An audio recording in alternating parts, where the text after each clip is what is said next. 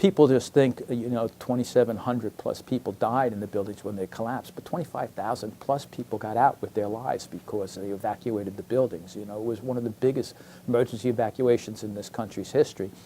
And I think a good part of that was those physical improvements that were done as a result of '93, and also the training and the drills that were done by our people that were managing the buildings and said, okay, we have to do this. You had the local, the state level agencies, federal agencies. So there was a massive response to that. This incident showed that people from many different levels of government agencies needed to perhaps train together. So agencies, in my experience, that we typically would not have dealt with, all of a sudden we were. Back after the '93 bombing, we were working with all the agencies because you have to understand their lingo and talk their lingo. How do you integrate all these different teams that are coming from around the country with like the California people, and it's a whole laid out process. After '93, our whole mentality changed, and so security measures changed. Now we had barriers and manned entries for any underground parking. Public parking actually went away. The security for entering the building changed too. The Port Authority then decided they needed to put emergency lighting in. Every stairwell, they put battery-packed operated lights. We put luminescent strips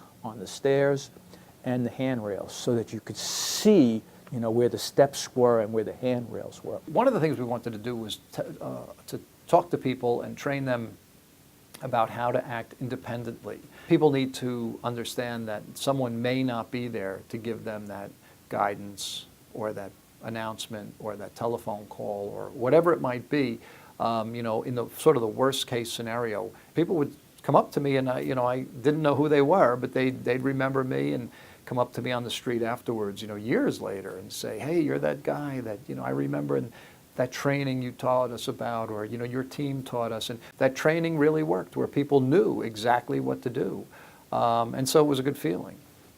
Fast forward to 2001, those improvements and that training to the people in the building and those improvements, I think, were really helpful and instrumental in the safe evacuation of the buildings. I think that saved lives in 2001. I'm convinced it did.